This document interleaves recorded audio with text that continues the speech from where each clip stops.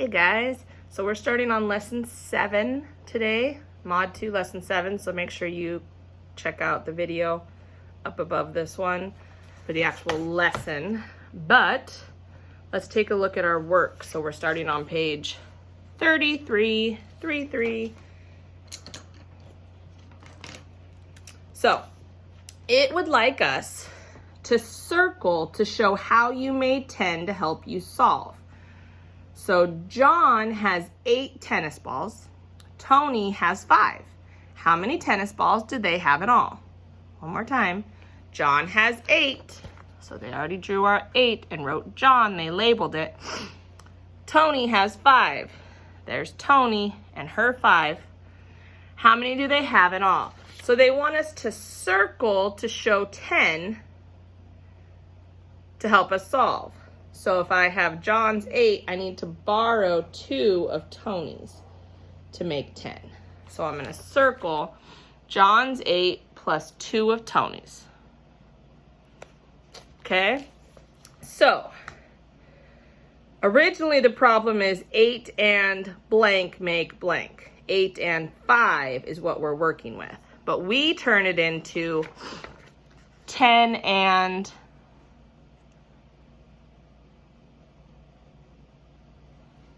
3. 10 and 3. Okay? It's a little different. We're borrowing more than 1. So up to this point, we've always borrowed 1. Now we're borrowing more than 1. Okay? So now we've got 2.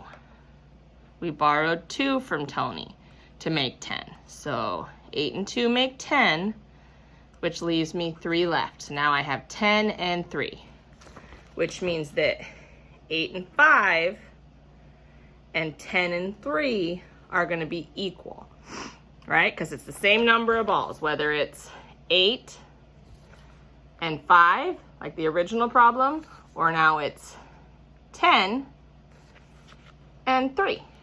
Same number of balls. So what's 10 plus 3? 13, which means 8 plus 5 also has to be 13, right? We go 8, 9, 10, 11, 12, 13. So John and Tony have 13 tennis balls. Do you see that? Okay, let's take a look at number 2.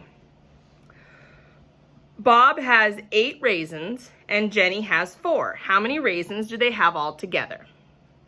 Bob has 8, so I'm going to draw 8. 1, 2, 3, 4, 5, 6, 7, 8. Nice straight line, 8.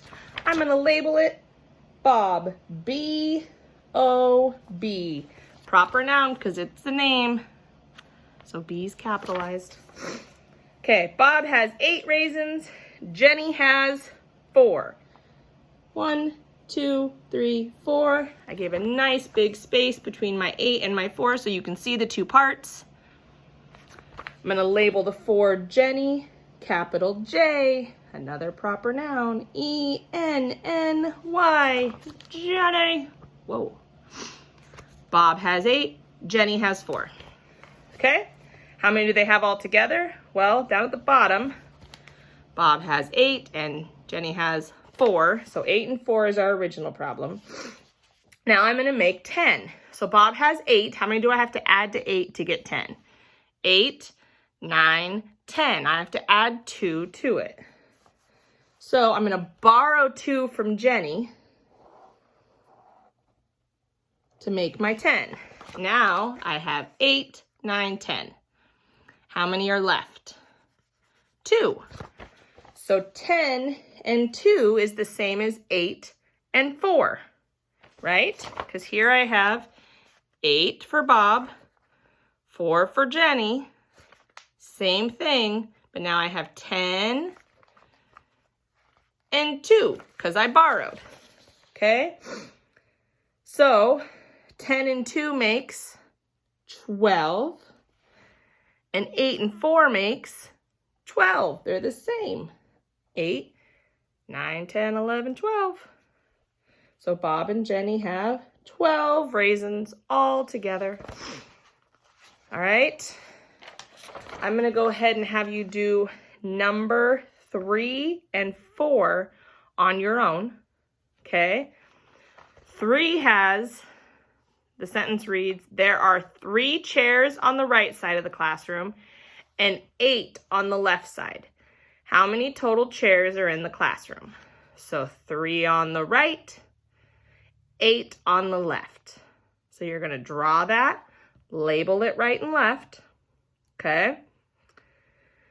Then you're going to show 8 and 3 as your first total. Then you're going to circle 10, so you're going to borrow from the right side, the 3 chairs, to make 8 into a 10, and see how many you have left, and then complete the problems down below. Okay? You're going to do the same thing down here for number 4. There are 7 children sitting on the rug and 8 children standing. So 7 children sitting on the rug, 8 children standing. How many children are there in all? Okay? Draw your picture and complete. All right, so that will be page 34. And I believe, yep, that's it for math today. So we are now borrowing 2, not just 1, okay, to make 10. Working with 8, making 10. All right, I will see you guys tomorrow. Go watch the PE video or go do something active and get your body moving for 30 minutes. All right, bye guys, see you tomorrow.